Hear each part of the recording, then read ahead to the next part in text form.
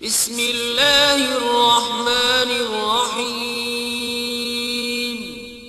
شروع اللہ کے نام سے جو بڑا مہربان نہایت رحم والا ہے۔ دور دنیا کا میرے دم سے اندھیرا ہو جائے، دور دنیا کا میرے دم سے اندھیرا ہو جائے، ہر جگہ میرے چمکنے سے اجالا ہو جائے۔ محترمہ مسرور اختر کیف سورہ ملک کی فضیلت بیان فرما رہی ہیں، ان کی یہ تقریر ملاحظہ فرمائیں۔ السلام علیکم ورحمۃ اللہ وبرکاتہ۔ سورہ ملک کی فضیلت بیان کرتی ہوں۔ اعوذ باللہ من الشیطان الرجیم، بسم اللہ الرحمن الرحیم۔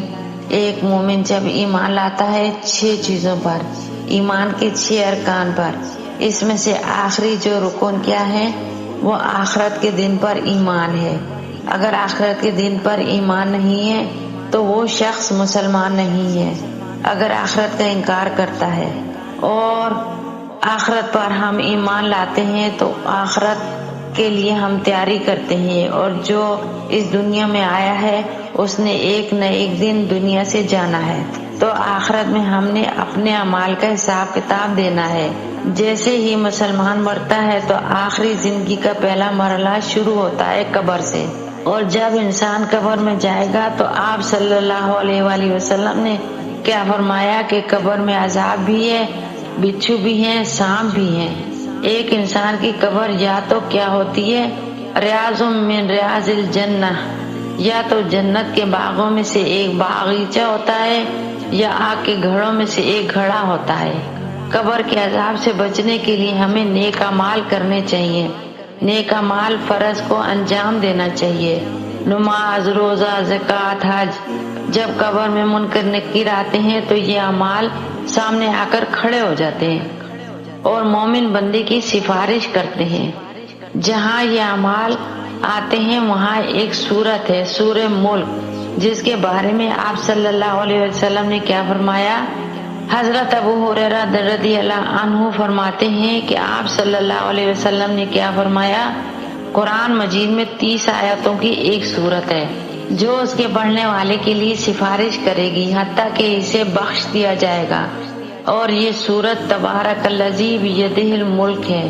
اسے احمد، ترمذی، ابو داؤد نے، نسائی اور ابن ماجہ نے روایت کیا ہے۔ اس سورت کے بارے میں دوسری حدیث ہے، حضرت انس رضی اللہ عنہ فرماتے ہیں آپ صلی اللہ علیہ وآلہ وسلم نے ارشاد فرمایا، ایک 30 آیتوں والی سورت ہے جو اپنے پڑھنے والے کے لیے مغفرت کرے گی، قیامت کے روز سفارش کرے گی، یہاں تک کہ اس کو جنت میں داخل کر دیا جائے گا۔ اسے طبرانی نے روایت کیا ہے، اور یہ سورت 29ویں سپارے کی پہلی سورت ہے۔ یہ تو تھی سورہ ملک کی فضیلت۔ آپ صلی اللہ علیہ وآلہ وسلم نے سورہ ملک کو خود پڑھنے، بیوی بچوں کو، حتیٰ کہ ہمسایوں تک کو پڑھنے کی ہدایت کی ہے، اس لیے کہ یہ سورت قیامت کے روز اپنے پڑھنے والے کے لیے سفارش کرے گی اور اس کے لیے جہنم کے عذاب سے نجات طلب کرے گی۔ یہ سورہ ملک قبر کے عذاب سے بھی بچائے گی۔ آپ صلی اللہ علیہ وسلم کا یہ معمول تھا، جب تک سوتے نہیں تھے جب تک تبارک الذی بیدہ الملک پڑھ نہیں لیتے تھے۔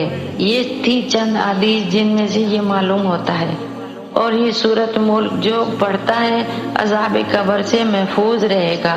اور ہمیں بھی چاہیے ہم سونے سے پہلے سورہ ملک پڑھ لیا کریں، اور ہمیں بھی چاہیے ہم سنتوں پر عمل کریں تاکہ ہماری قبر جنت کے باغیچوں میں سے ایک باغیچہ ہو۔